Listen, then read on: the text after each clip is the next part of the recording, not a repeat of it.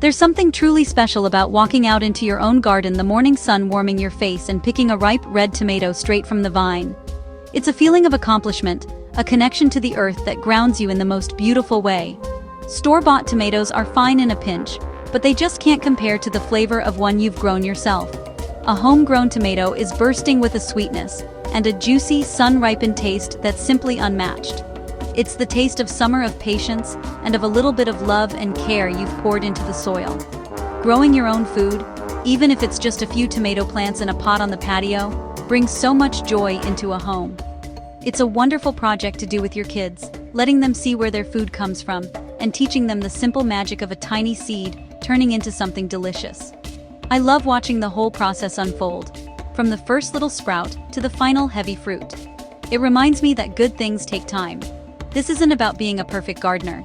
It's about embracing the process and enjoying the simple, rewarding journey from plant to plate. Every summer, I look forward to that first tomato sandwich. First things first, let's talk about timing. Tomatoes are sun worshippers. They love warm weather. Wait until all danger of frost has passed. Plant about 2 weeks after your area's last frost. For many, that means late spring. Let the soil warm up to give seedlings a cozy start. A warm start leads to a season full of fruit. Now, find the perfect home. Tomatoes need sunlight, lots of it. Try to find a spot in your yard, on your patio, or on your balcony that gets at least 6 to 8 hours of direct sun. Direct sun gives tomatoes the energy to produce sweet flavor. Take a day to observe your yard. Watch where the sun falls in the morning and where it lingers in the afternoon. The sunniest, warmest spot wins. If planting in the ground, choose a spot with good drainage. Don't let roots sit in puddles. That leads to problems. If your soil is heavy clay, consider a raised bed. Raised beds give you control and let roots breathe. Short on space? No problem. Tomatoes do great in containers. Pick a large pot, at least 5 gallons. Roots need room to grow. Alright, it's planting day. This is where the real fun begins. Whether you're planting in a garden bed or a large pot, the first step is to prepare the soil. Start by loosening the soil with a garden fork or a trowel. We're going to mix in some good quality compost. Compost is like a superfood for your garden. Be generous with it. A healthy scoop in each hole gives your little starts a powerful boost. Now let's get those seedlings ready. Gently loosen the roots at the bottom. Sometimes they can get a little tangled. Here's a little secret. Plant your tomatoes deep.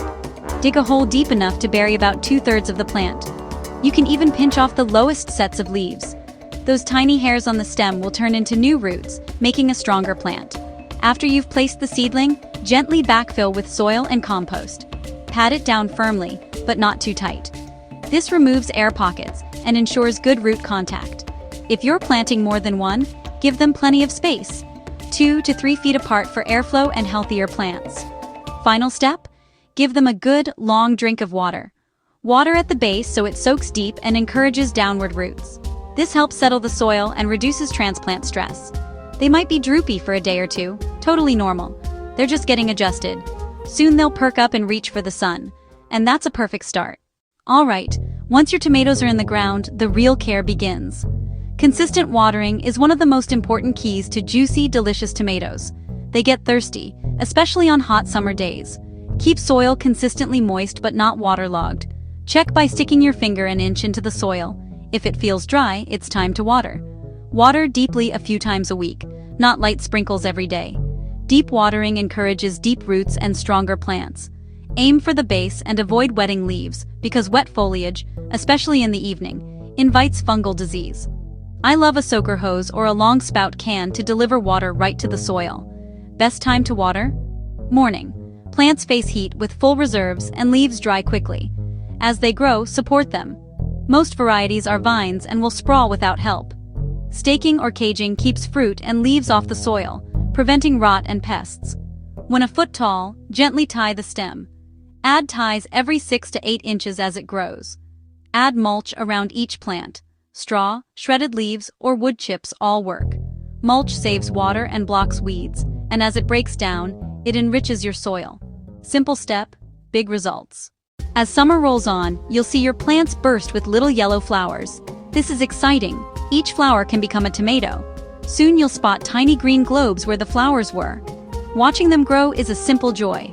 Make sure stakes or cages are secure. The plants will get heavy. Knowing when to pick is about color and feel. red, yellow, orange, even deep purple varieties. A ripe tomato has a slight softness with a gentle squeeze. It shouldn't be hard as a rock, and it shouldn't be mushy. It will pull away with a gentle twist. If you have to tug, give it another day or two in the sun. The best part is the harvest. There's nothing like that first bite. My favorite is right in the garden, still warm from the sun. As plants produce more, you'll have a steady supply for fresh salads, salsas, homemade pasta sauce, and simple tomato sandwiches. As the season ends, production slows. Cherish those last few tomatoes. This journey, from a tiny seed to a basket full of fruit, is about connection, patience, and the satisfaction of creating with your own two hands.